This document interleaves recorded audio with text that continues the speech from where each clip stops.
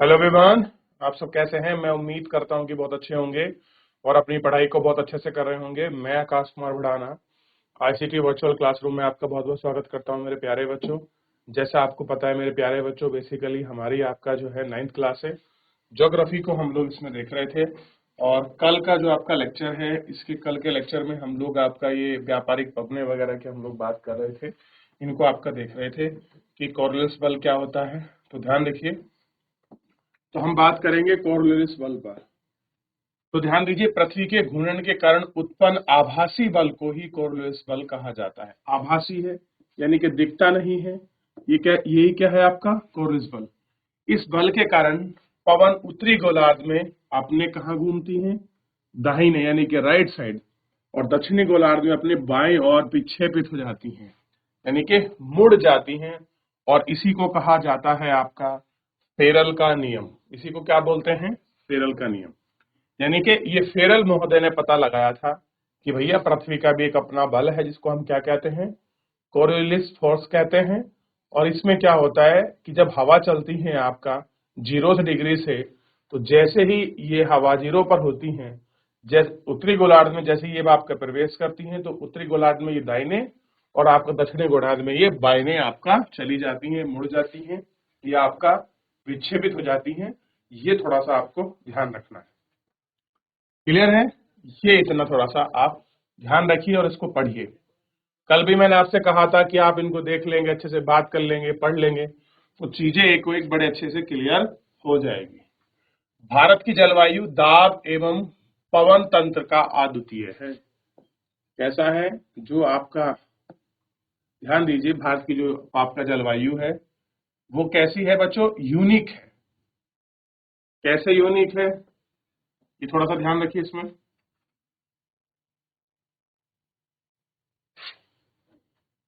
क्योंकि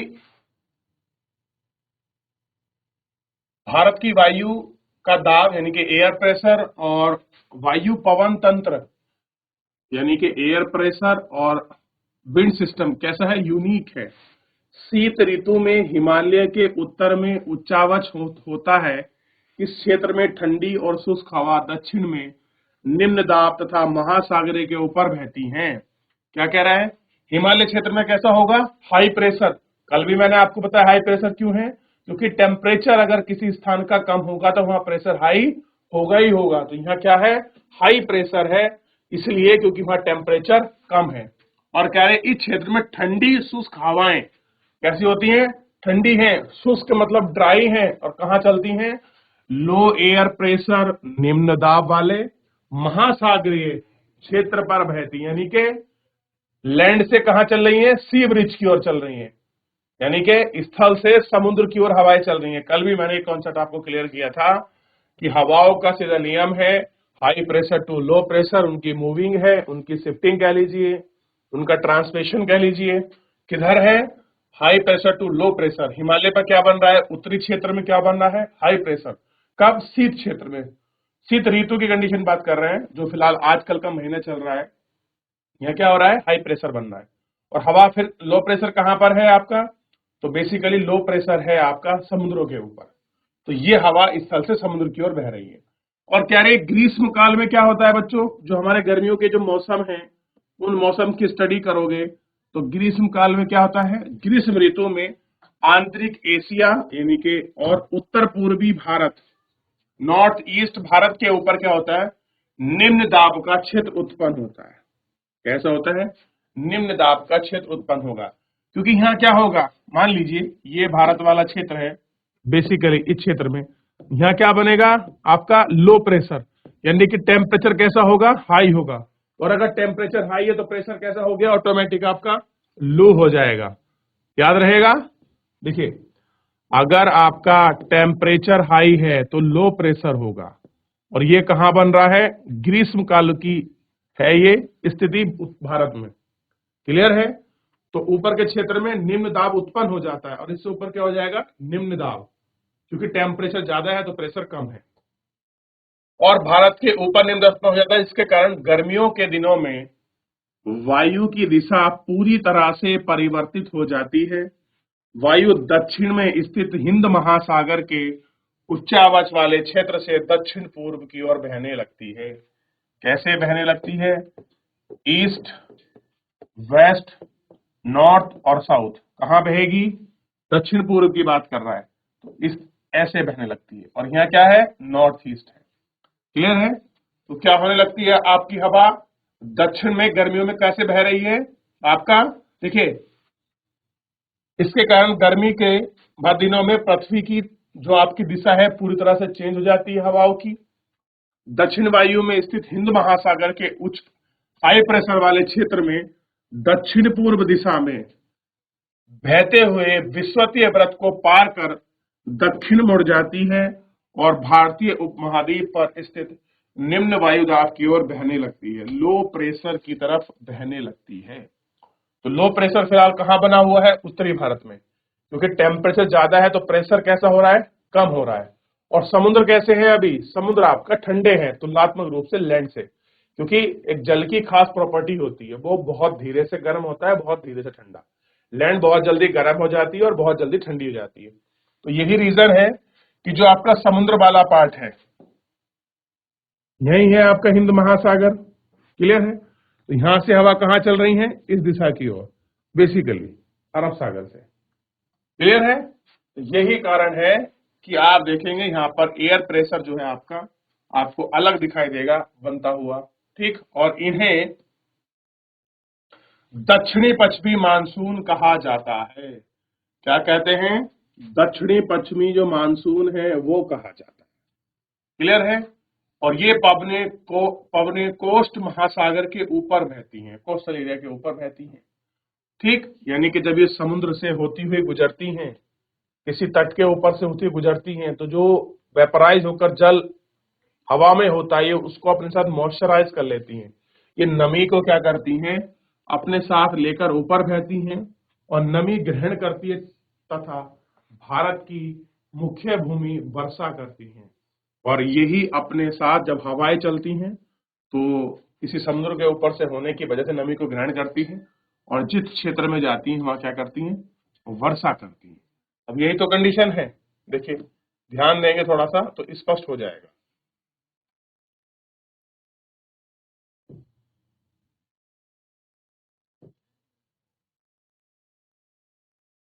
एग्जैक्टली मुझसे भारत का मैप यहाँ ऐसे बनता नहीं है, अच्छा, लेकिन मैं दो पार्ट में बना सकता हूँ, बड़ा सुंदर।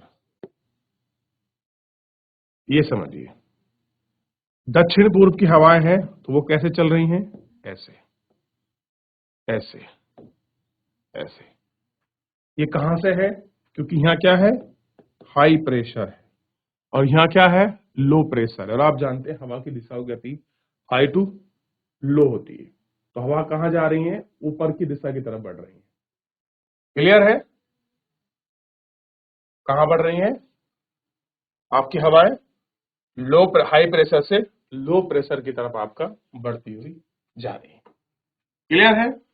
और जब ये इस जगह से गुजरेंगी, कुछ यहाँ नदी होगी, कुछ यहाँ आपका वेपराइजेशन होगा, तो इसके ऊपर की मॉइस्चर ये नमी लेकर इनको यहाँ इस जगह पर आप क्या कर देंगे? ये सारी यहाँ पर आपका वर्षा कर देंगे। तो ये बेसिकली इसका मैकेनिज्म है। ठीक है? कह रहे हैं कि इस प्रदेश के ऊपर वायु संचरित प्रभाव का प्रभाव रहता है, यानी कि इसके ऊपर एक प्रकार की खास हवा है जो बिल्कुल सतत और कंटिन्यू बह रही है। यानी कि ये तो हवा हमारी जो है, जो आपका नॉर्मल चल रही है, ये क्यों चल रही है? एयर प्रेशर की वजह से, उच्च दाब निम्न दाब की वजह से ही ये जो हवा है ये हमारी चेंज हो रही है। लेकिन कह रहे हैं कि इसके ऊपर भी एक हवा है, यानी कि ये हमारा क्षोभ मंडल ये यहाँ चल रही है, कह रहे इसके ऊपर भी एक हवा चल रही है। वो क्या है? वो सतत कंटिन्यू है। कह रहे इसका मुख्य धारा है जेट धारा। इसको क्या बोलते हैं? जेट धारा, यानी कि जेट स्ट्रीम कहा जाता है। अब जेट स्ट्रीम कहां मिलती हैं? ये गोलार्ध बनाए और देखिए एक स्पेशल जगह दी है कि जेट धाराएं लगभग 27 से 30 डिग्री उत्तर के बीच स्थित होती हैं। तो जेट धारा कहां मिलेंगी? केवल आपका ध्यान दीजिए, तो जेट धारा केवल आपका उत्तरी गोलार्ध में 27 से 30 डिग्री के बीच ही आपका जो जेट धाराएं हैं वो बेसिकली पाई जाती है। ठीक है? इसलिए उन्हें उपोष्ण कटिबंधीय जेट धारा कहते हैं। कैसे होती हैं? उपोष्ण कटिबंधीय। उष्ण नहीं है। उष्ण कहाँ होती, ये 23.5 और 0 के बीच में होती तो हम इनको क्या कहते, उष्ण। अब ये कहाँ है, उससे ऊपर है 30 से 27, मतलब ये बेसिकली आपका जो है थोड़ा आपका शिफ्टिंग के अनुसार डिपेंड करते हैं। तो बेसिकली इनकी यही स्थिति है कि 25 से लेकर जो आपका 30 का बीच का क्षेत्र है, इसी में ये बहती है। तो इनका जो रीजन हो गया वो यही है। और ध्यान रखिए, इसी रीजन की वजह से क्या है, टेम्परेचर थोड़ा सा कम होता है, तो इसलिए क्या कह दिया इनको, उपोष्ण कटिबंधीय जेट स्ट्रीम कह गया। और 27 से लेकर 30 के बीच ये बहती हैं। तो यहां तक आपको बिल्कुल स्पष्ट क्लियर होना चाहिए कि जेट स्ट्रीम क्या है। तो सबसे पहले लिख लीजिए जेट स्ट्रीम कहती हैं। और देखिए भारत में जेट स्ट्रीम धारा ग्रीष्म ऋतु को छोड़कर, कह रहे कि ग्रीष्म ऋतु को छोड़कर पूरे हिमालय में के दक्षिण से प्रवाहित होती है। कैसे बहती है, दक्षिण से। ये है दक्षिण दिशा, क्योंकि आप जानते हैं ईस्ट, ऐसे बना दूं मैं अगर, तो ईस्ट, वेस्ट, नॉर्थ और साउथ, यही कंडीशन है ना। थोड़ा सा अगर आप इसको देखोगे तो कह रहे भारत में ये जेट स्ट्रीम ग्रीष्म ऋतु को छोड़कर पूरे हिमालय के दक्षिण में प्रवाहित होती हैं। इससे क्या होता है, इससे पश्चिमी प्रवाह द्वारा देश के उत्तर और दक्षिण भाग में पश्चिमी चक्रवात विक्षोभ आते हैं। कहते हैं जब ये उत्पन्न होती है तो जो उत्तर का भारत है, उत्तर नॉर्थ इंडिया है, और आपका नॉर्थ वेस्ट का जो क्षेत्र है, यानी कि इधर राजस्थान वाला ये सब जो पार्ट है ऊपर वाला, ये सब यहाँ से क्या आता है, पश्चिमी विक्षोभ आते हैं। गुजरात वाला, ओखा वाला जो पार्ट है, गुजरात वगैरह क्षेत्र में क्या आते हैं, इसमें विक्षोभ क्या आते हैं, प्रेशर आते, चक्रवात आते हैं। चक्रवात कब बनता है, अब एक ऊपर वायु बह रही है, वो कैसी है, आपका गर्म है, और बगल में क्या है आपका, ठंडी है, यानी कि प्रेशर हाई है। तो जब ये दोनों फ्रंट आपस में मिलते हैं, दो वातागर जब आपस में मिल जाते हैं, तो उसी से क्या होता है, चक्रवात का निर्माण होता है। तो क्या कह रहे हैं, गर्मियों में सूर्य की आवासी गति के साथ ही उपोष्ण कटिबंधीय जेट धारा हिमालय के उत्तर में चलती है। गर्मी के दिनों में अगर आप इसको देखोगे तो सूर्य की जो आभासी गति के कारण ही उपोष्ण कटिबंधीय पश्चिमी जेट धारा कहां बहती है, हिमालय के उत्तर में चलती है। तो गर्मी में कहां चल रही है, हिमालय के उत्तर में चल रही है, यानी कि पीछे की दिशा में चल रही है, तिब्बत वाले पार्ट पर, चाइना वाले क्षेत्र पर वहां चल रही है। कह रहे हैं कि पूर्वा जेट धारा इसे एक उपोष्ण कटिबंधीय जेट धारा है।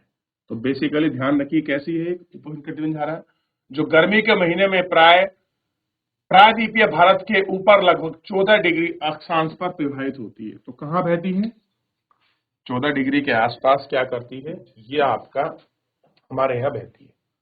कहाँ, भारत में। अब आप देख लीजिए 14 के आसपास कौन सा आपका राज्य पड़ रहा है।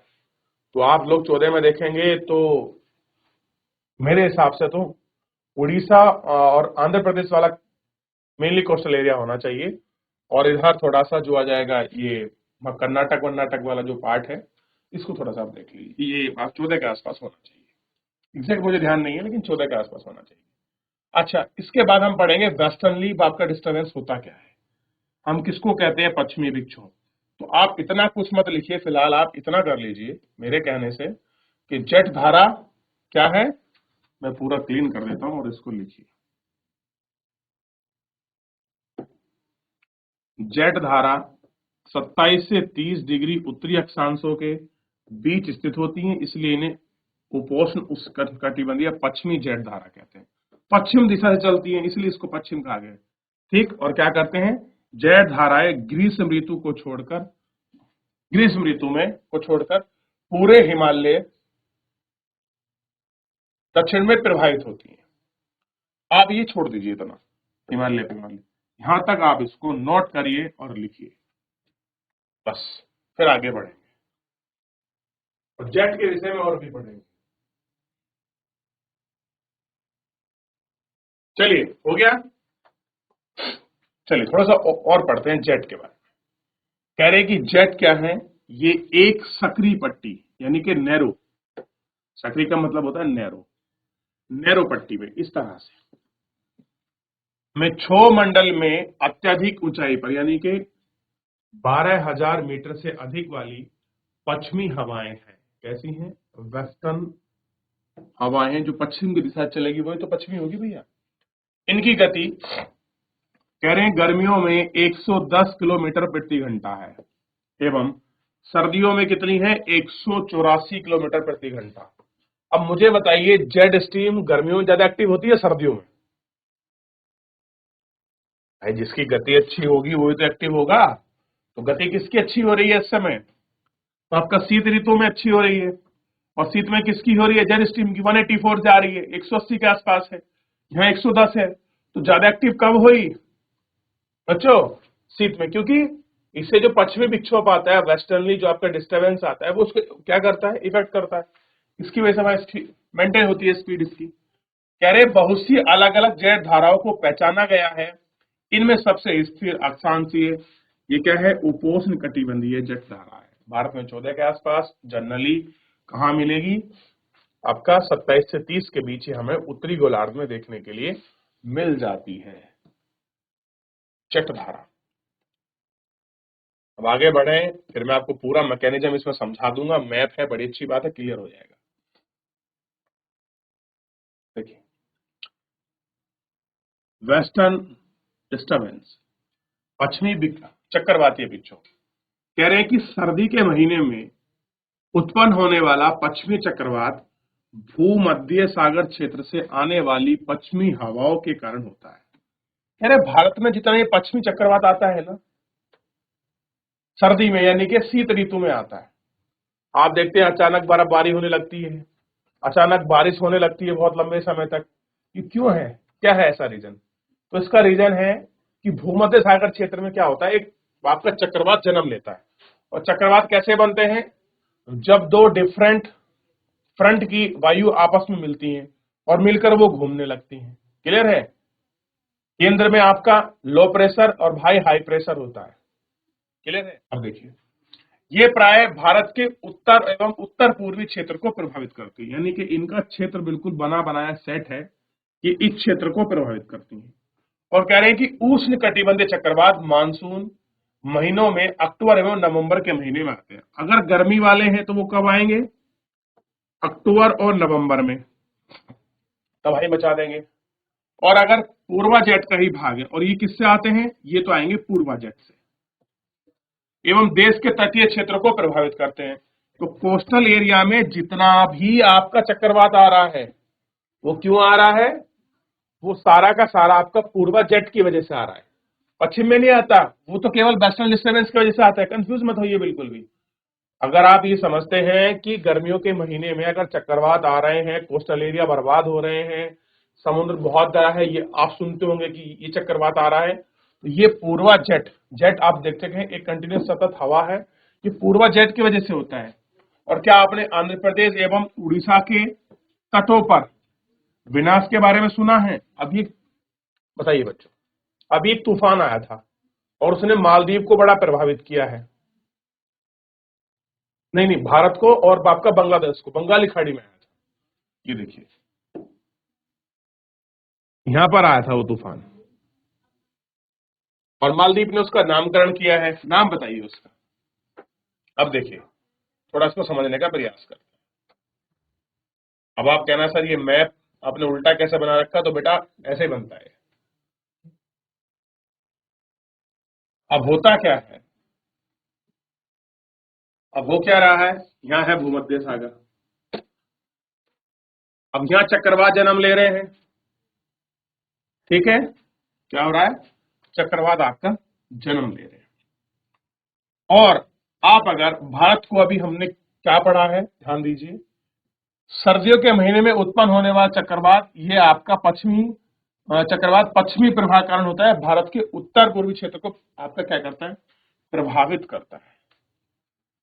अब यहाँ तो है आपका स्थिति, थोड़ा देखिए, यहाँ बन रहा है आपका हाई प्रेशर और यहाँ थोड़ा सा लो प्रेशर है, तुलनात्मक टेम्परेचर वेरिएशन की वजह से जब यहाँ चक्रवात बनता है, ठीक है, और इसके ऊपर जेट स्ट्रीम बह रही है कंटिन्यू, तो ये इसको अट्रैक्ट करता है।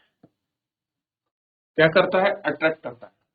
तो जितनी भी भूमध्य सागरीय हवाएं हैं वो उत्तर और उत्तर पश्चिमी भारत की तरफ आगे बढ़ती है। क्या होती है? आगे बढ़ती है। ठीक है, देखिए, कह रहे हैं कि सर्दी के महीने में उत्पन्न होने वाला चक्रवात भूमध्य सागर से आने वाली पश्चिमी हवाओं के कारण होता है और उत्तर भारत में यह पश्चिम प्रभावित करता है और उष्णकटिबंधीय चक्रवात मानसून के महीने में अक्टूबर नवंबर के आते हैं। साथ ही ये इस भाग को भी आपका प्रभावित करता रहता है और जो कोस्टल एरिया है उड़ीसा के, उनको भी बड़ा क्या करता है? प्रभावित करता है। तो ये बेसिकली जनवरी के महीने की आपकी कंडीशन, और जनवरी के महीने में आप देखते हैं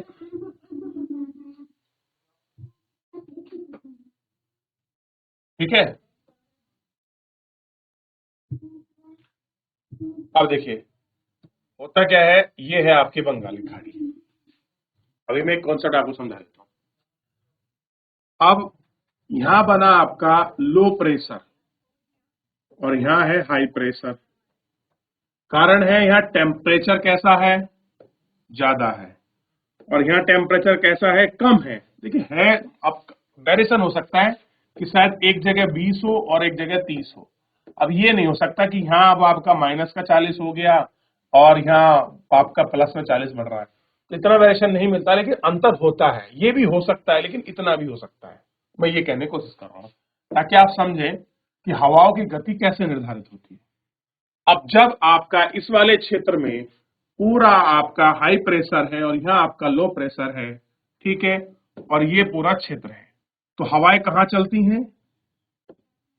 high pressure to low pressure की तरफ। और जब ये चलेंगी तो अपने साथ समुद्र पर उठा बाष्पीकरण की जलवायु को अपने साथ लेकर, जो बाष्पीकृत हवाएं हैं उनको यहां पर ले जाकर आपकी वर्षा करती है। क्या करती है? वर्षा करती है। उधर दूसरी वर्षा कहां से होती है? इस वाले क्षेत्र से। ये हवा चलती हैं और ये शुष्क होती हैं, और जैसे ये बंगाल की खाड़ी में प्रवेश करती हैं, प्रवेश करने के बाद बंगाल की खाड़ी से ऊपर अपना मॉइस्चर लेके ये आपका कोरोमंडल तट पर वर्षा करती है। मैंने कहा था ना कि शीत ऋतु में लौटता हुआ मानसून कहां वर्षा करता है? तो ये कोरोमंडल का तट है जहां पर ये आपका वर्षा करता है। क्लियर है? ये आपको ध्यान रखना है।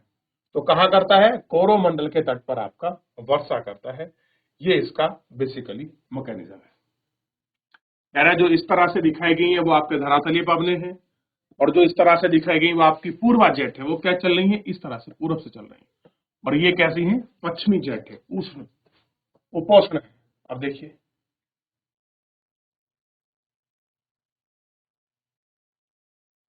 ये पूर्वा जेट है,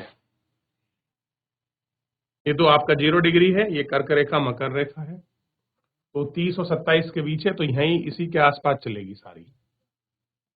यही रीजन हो सकता है जेट चलने का। क्लियर है? चलिए, अब हम ये तो एक जनरल मैकेनिज्म पढ़ लिया, अभी बहुत कुछ है इसमें, क्योंकि आपको बहुत सारी चीजें क्लियर होनी चाहिए, तभी आप इसको बहुत अच्छे से समझ पाएंगे। फिर भी आपके लिए इतना बहुत ज्यादा जरूरी है। अब बात करेंगे भारतीय क्लाइमेट की, इंडियन मानसून कि भारतीय मानसून कैसा है, कैसे वो आपका प्रभावित करता है, क्या चीजें हैं। इस भारतीय मानसून को हम लोग आपका गौर कर कर आपका देखने वाले हैं कि भारतीय मानसून है क्या। क्लियर है? कह रहे भारत की जलवायु मानसूनी पवनों से बहुत अधिक प्रभावित है। कह रहे जो आपका मानसूनी आपकी पवनें हैं उनसे हमारी जो भारत की पवन है, जो आपकी जलवायु बहुत ज्यादा आपका प्रभावित होती है। क्लियर है? ऐतिहासिक काल मतलब प्राचीन समय, पुराना हिस्टोरिकल बैकग्राउंड है कि भारत में आने वाले नाविकों ने सबसे पहले मानसून परिघटना का अध्ययन किया। कि हम लोग इतना नहीं जानते थे मानसून के बारे में। आप कहते हैं कि अरब लोगों ने ही आपका जो अरबी का शब्द है या फारसी का शब्द है, वो आप मुझे बताइए मानसून किसका शब्द है? अरबी का कि फारसी का? बताओ बच्चों। मैंने आपको कॉन्सेप्ट बताया था कि जो मानसून है वो कौन सा शब्द है? अरबी का है, फारसी का है, इंग्लिश का है, हिंदी का है? कौन बच्चा बताएगा माइक लेकर? बाग वाला माइक ले ले बेटा।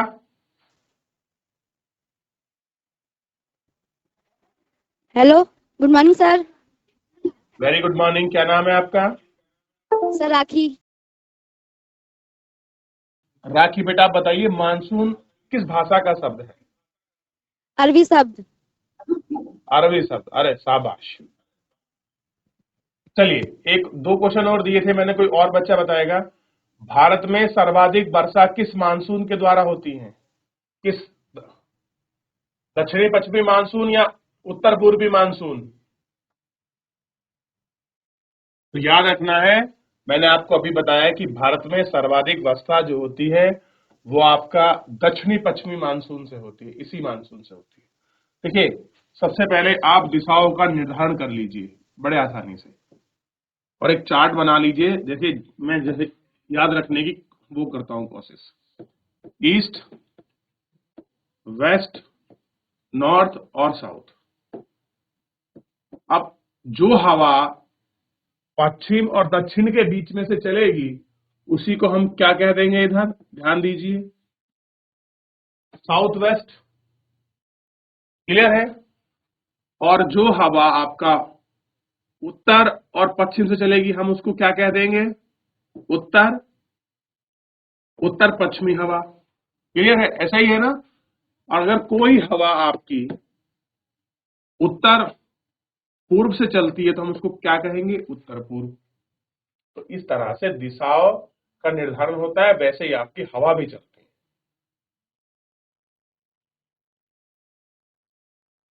क्लियर है? ये आपको ध्यान रखना। अब देखिए,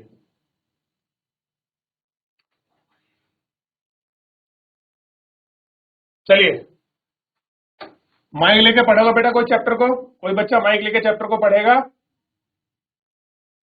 अगर आप, शाबाश, ठीक है, बहुत बढ़िया। माइक ले लो बेटा। Good morning sir. Very good morning, क्या नाम है आपका? सर पायल। ठीक है बेटा पायल, आप शुरू करो यहाँ से।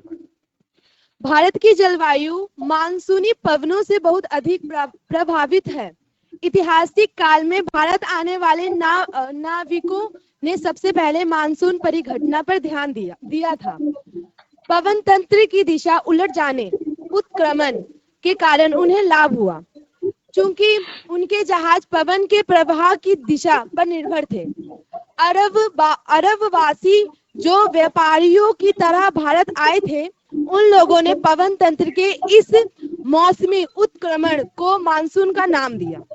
मानसून का बड़ी बढ़िया। प्रभाव उष्णकटिबंधीय क्षेत्रों में लगभग 20 डिग्री उत्तर एवं 20 डिग्री दक्षिण के बीच रहता है।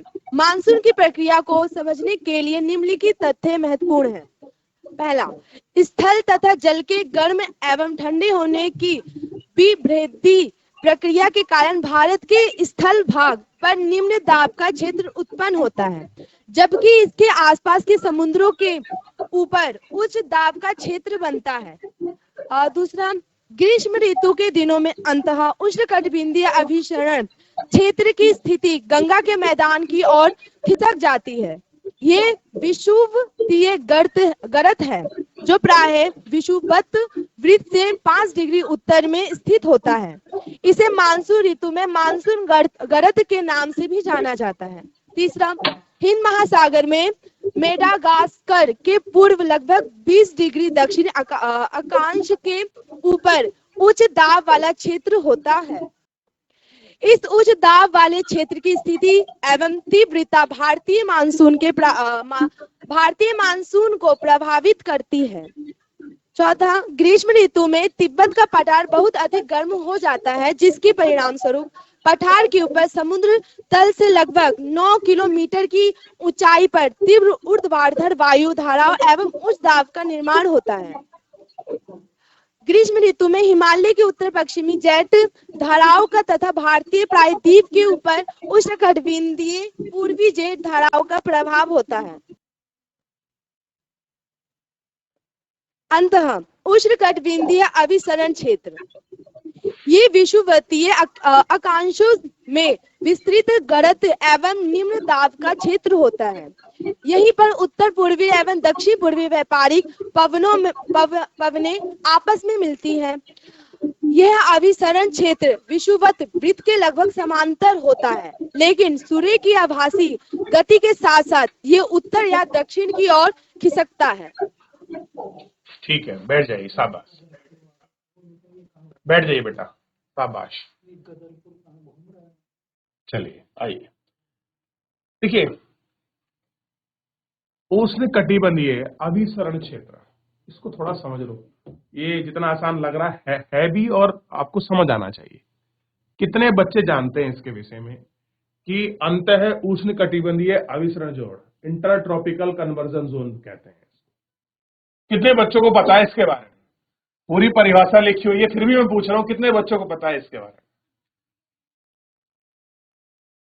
चलिए एक बार फिर पढ़ लीजिए और मुझे बताइए, या आप मेरे को समझाने का कोशिश कीजिए कि सर इंटरट्रॉपिकल कन्वर्जन जोन होता क्या है, यानी कि अंतः उष्ण कटिबंधीय क्षेत्र किसको बोलते हैं, यानी कि ITCZ। चलिए कौन बच्चा बताएगा? पढ़ लीजिए पहले, फिर डेफिनेशन कर लीजिए, फिर मुझे समझाइए आप। कोई भी बच्चा, कि सब कुछ सामने लिखा है बिल्कुल, ठीक है? बस हमको बताना है कि है क्या। चलिए इसे मैं आज के लिए यहीं छोड़ूंगा, कल मैं आपको बताऊंगा। बेसिकली मैं आपको इतना थोड़ा सा समझाने की कोशिश करूंगा। ये क्या है? हमारी पृथ्वी। ये क्या है? हमारी, अब कहेंगे से तो लाइन है, नहीं बेटा, ये 0 डिग्री है। इसको हम भूमध्य रेखा या विषुवतीय वृत्त कहते हैं। क्लियर है? और व्यापारिक पवनें जो है वो कहां बहती हैं? 30 के आसपास। तो ये हमारी व्यापारिक पवनें हो गई इस क्षेत्र में। ये 30 डिग्री आपका साउथ हो गया और ये 30 डिग्री आपका नॉर्थ हो गया। इतना क्लियर है ना? ध्यान दोगे? पहले देखो, बाद में लिखना, पहले समझ लो। समझ लो अब क्या कह रहे हैं। मैं देखिए जैसे परिभाषा लिखी मैं सेम आपको वैसे ही बताऊंगा। कह रहे कि उत्तर पूर्व और दक्षिण पूर्व व्यापारिक पवनें आपस में मिलती हैं। अभी मैंने आपको एक चीज बड़े आसानी से समझाई थी। इस तरह से दिशा बनाई थी मैंने, ईस्ट, वेस्ट, नॉर्थ और साउथ कहा था ना? अब अगर उत्तर पूर्व की हवाएं हैं तो कैसे चल रही होंगी? उत्तर पूर्व वाली हवाएं इस तरह से चल रही होंगी। भाई उत्तर पूर्व तो ऐसे ही बनेगा ना, जिस दिशा है चलती उस दिशा का तो आपका नामकरण है उत्तर पूर्व। एक कंडीशन तो ये, और दूसरी कहां होंगी? एवं दक्षिण पूर्व। तो ये लीजिए, ईस्ट, वेस्ट, नॉर्थ और साउथ। दक्षिण पूर्व, तो दक्षिण तो ये रहा, नहीं ये तो वेस्ट है भैया, ये दक्षिण रहा और ये क्या है? पूर्व रहा। तो ये कैसे चली होंगी? इस तरह से। तो यानी कि ये हवा कैसे चल रही है? इस दिशा में, इस दिशा में। और ये कैसे चल रही है आपका? थोड़ा सा इस दिशा में चल रही है। क्लियर है? तो ये हवा जो है, यानी कि नॉर्थ ईस्ट की जो हवा है, उत्तर पूर्व, इसको मैं नॉर्थ ईस्ट लिख दिया इंग्लिश में। ठीक है, समझ आ रहा है इतना? क्लियर है? और ये जो हवा है जो हमारी बेसिकली आपके दक्षिणी गोलार्ध में है, ये कौन सी है आपका? साउथ ईस्ट है, ये वाली। ठीक है, जब व्यापारिक हवाएं, तो व्यापारिक हवा कहां चलती हैं? ध्यान देना है, 30 डिग्री नॉर्थ, 30 डिग्री साउथ के अंदर ही अंदर चलती है। तो ये दोनों दिशाएं, दोनों गोलार्ध में फील कीजिए। अब ये हवा नीचे से आ रही है, ये हवा ऊपर से आ रही है। तो ये जहां जिस क्षेत्र में मिलती हैं,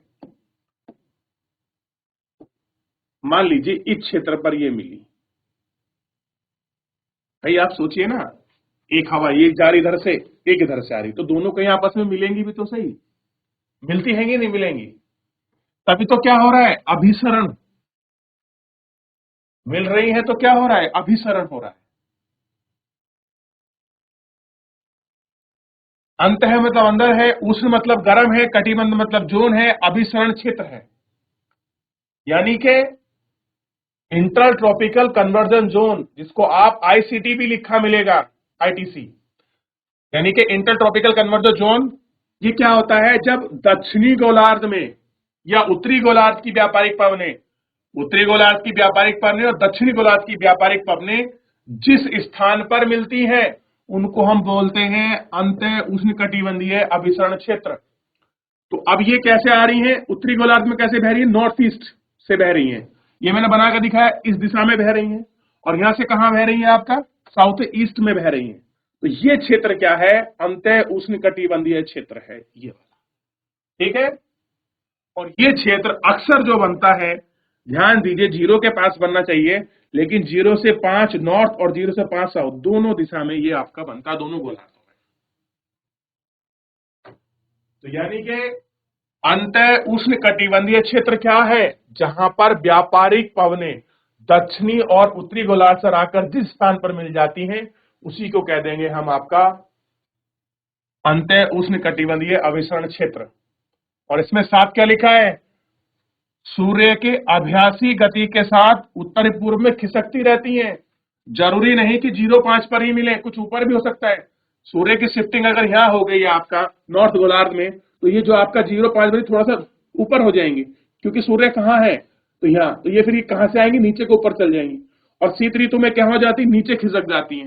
तो ये सूर्य की शिफ्टिंग के अकॉर्डिंग ऊपर नीचे होते रहता है। 0 वाला क्षेत्र, जो क्षेत्र यहां है वो शायद अगली बार यहां हो जाए, शायद शीत ऋतु में यहां हो जाए। तो ये आपको समझाने की कोशिश की है कि व्यापारिक पवनों का, जहां आपका व्यापारिक पवनें जो उत्तरी और दक्षिणी गोलार्ध में आती हैं, दोनों उत्तरी गोलार्ध से ये आ रही और दक्षिणी गोलार्ध से ये आ रही, ये जिस जगह पर मिलती हैं उसी जगह को बोलते हैं अंतः उष्णकटिबंधीय अभिसरण क्षेत्र, इंटर ट्रॉपिकल कन्वर्जन जोन। ठीक है। तो आप इसको अपनी परिभाषा के अनुसार आप इसको अवश्य लिख लीजिए। ठीक है बच्चों, क्योंकि आप अगर पढ़ेंगे और आपको समझ नहीं आया, आपने तो अभी बस डेफिनेशन की तरह पढ़ लिया, लेकिन समझा कैसे? ऐसे समझ आया कि नहीं आया? चलिए, कितने बच्चों को समझ आया? हाथ खड़ा कीजिए। अरे वाह। अच्छा बताइए, पहले था आपको क्लियर कि नहीं था? हाथ नीचे कर लें। नहीं था क्लियर? तो इसलिए अगर आप लोग जुड़, अब होता कि आप लोग लेट आते हो तो बहुत सारे कॉन्सेप्ट ना आप लोग मिस कर जाते हो, फिर मुझे आगे स्विच करना पड़ता है क्योंकि और बच्चे होते हैं। इसलिए टाइम से बैठो। तो आप अगर टाइम से बैठते, मैंने कल भी होमवर्क दिया था कि आपका दक्षिण पूर्वी हवाएं कौन सी होती हैं, दक्षिण पश्चिमी हवाएं क्या है। मैं सिखाना चाह रहा था आपको कि बेसिकली भारत में मई जून के महीने में क्यों मानसून आता है, क्यों वर्षा करते हैं हम लोग, और आपका अक्टूबर नवंबर में क्यों वर्षा होती है तमिलनाडु में। अभी मैंने ये कॉन्सेप्ट आपको यहाँ यहाँ समझाया था, ये वाला कि इधर से वर्षा चलती है, इधर से समुद्र होता है, ये दिशा जो आपको हवा बना के दिखा रहा था। लेकिन आप लोग अपनी हवा में थे तो मानसून हवा में उड़ गया। फिर क्लियर है? ये मानसून का नियम है बेटा। अगर आप लोग अपनी हवा में रहोगे तो मानसून अपनी हवा में उड़ जाएगा, क्योंकि हवाओं के साथ ही क्या होती है? वर्षा होती है। ठीक है। तो ये थोड़ा सा आपको ध्यान रखना होता है मानसून के विषय में खास करके, नहीं तो मानसून आएगा और चला जाएगा। तो ऐसे ही आप अभी 9th में और 10th में भी आ जाओगे, कब चले जाओगे पता नहीं चलेगा, है ना। बस एक रूटीन रहेगा। मानते हो इस बात को कि नहीं मानते? पक्का हाथ खड़ा करो अगर मानते हो तो, कि मानसून आएगा और चला जाएगा। अरे वाह, चलिए ठीक है। अब देखो, ये तो हमने केवल एक पहलू को पढ़ा है। ठीक है, आइडिया। अभी हमें कल के जो पहलू बचे ना बेटा, जो आपने खड़े होकर पढ़े हैं कि ठंडा गर्म वाला क्षेत्र, ग्रीस, ये 1 2 3 और कुल मिला के 5 फैक्टर होने चाहिए। हाँ, 4 और 5। कल इन सबको पढ़ेंगे हम, और मैं बनाकर मैं आपको पढ़ाऊंगा कि कैसे इफेक्ट होता है, कैसे जीरो को प्रभावित करता है, वर्षा क्यों होती है, कोस्टल एरिया पर ही क्यों वर्षा होती है, तटीय क्षेत्र में क्यों होती है, उत्तर के क्षेत्र में ही क्यों हो रही है। इन सबको हम अच्छे से पढ़ेंगे। क्लियर है? तो आप लोग पिछला जितना पढ़ा है आप उसको रिवीजन करिए, देखिए। क्लियर है? अगर आप पेज नंबर ढूंढ रहे हैं तो मैं बता दूं, पेज नंबर 30 आपको मिल जाएगा, उस पर ये है, ये देखिए, है ना बेटा। आप बिल्कुल पन्ने पलटने की जरूरत नहीं है, अगर आप ध्यान रखोगे तो मुझे सारा पता रहता है कि बच्चे कहाँ क्या कर रहे हैं, है ना। ध्यान दीजिए आप। तो इस तरह से आज के लिए फिलहाल हम लोग इतना ही रखेंगे, मिलेंगे नेक्स्ट लेक्चर में। तब तक अपना ध्यान रखिए, स्वस्थ रहिए और धन्यवाद।